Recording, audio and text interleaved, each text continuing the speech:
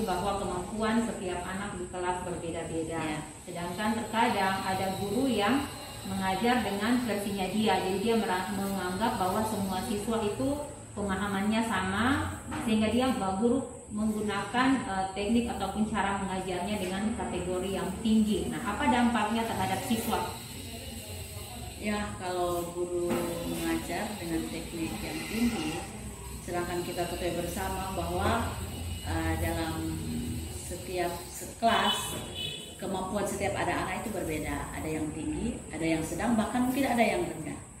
Nah, dampak bagi anak atau siswa pasti tidak akan memahami semuanya. Yang daya tangkap cepat ya pasti dia akan mengerti cepat, tapi yang sedang dan rendah akan memerlukan waktu. Dan sebab itu pasti apa yang mau diharapkan tidak akan tercapai. Pasti itu yang akan terjadi. Nah, kalau begitu menurut Miss sebagai guru senior, kira-kira apa yang harus dilakukan seorang guru? Mungkin yang harus dilakukan seorang guru agar supaya apa yang dia tujukan dalam pembelajaran itu tercapai, ada beberapa hal mungkin yang perlu dia lakukan. Pertama, yaitu dia harus memetakan siswa yang tinggi, sedang, dan rendah. Jadi dia akan tes untuk siswa yang tinggi itu ada berapa anak, yang sedang ada berapa anak, yang rendah berapa anak. Nah, ketika dia sudah lakukan hal pertama itu, yang kedua dia lakukan, dia akan mencoba dengan proses pembelajaran sesuai dengan kemampuan setiap anak-anak, sehingga apa yang dia mau capai dalam pembelajaran itu pasti akan tercapai ketika dia lakukan hal itu. Oke, baik, terima kasih. Lalu masih ada satu pertanyaan lagi, masih terkait dengan siswa. Yang ingin saya tanyakan nih mengenai kemampuan siswa dalam hal literasi. Nah, saat ini pemerintah sudah mencanangkan dalam setiap pembelajaran dari tingkat SD sampai SMA, literasi, numerasi ini harus diutamakan, diajarkan kepada siswa.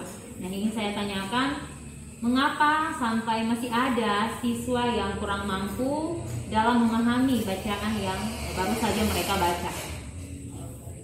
Baiklah, mungkin kenapa anak-anak tidak bisa memahami cerita yang dia baca? Karena minat baca itu mungkin anak-anak sekarang mulai berkurang. Kenapa hal ini dipengaruhi oleh yang sekarang ini? Kalau kita lihat lah, dipengaruhi dengan teknologi yang semakin maju, anak-anak lebih cenderung suka melihat HP, apalagi dengan game, daripada membaca buku. Dan yang itu membuat sehingga anak-anak kayaknya kurang minat lagi untuk membaca, dan kadang itu tidak bisa mengerti apa yang mereka baca. Mungkin itu yang menjadi masalah kalau yang saya lihat untuk sekarang ini ya. Oke, mungkin untuk langkah kedepannya mengenai literasi, mungkin ada program ataupun ada rencana, ataupun mungkin dari sekolah sudah terapkan kebiasaan dalam hal literasi di sekolah. Ya, untuk sekarang ini SMP kita mulai menerapkan akan hal itu. Ya, contoh pertama, apalagi kita sekolah dalam bawah naungan sekolah Kristen ya. Pertama yang kita coba yaitu membaca Alkitab setiap pagi, itu untuk melihat mereka dalam minat baca mereka.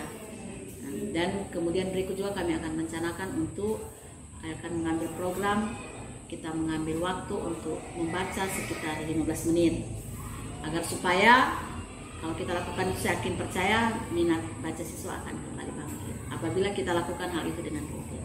Mungkin itu dari kami. Baik, terima kasih Miss Devi atas waktunya. Terima kasih, Tuhan memberkati. Sama, terima kasih.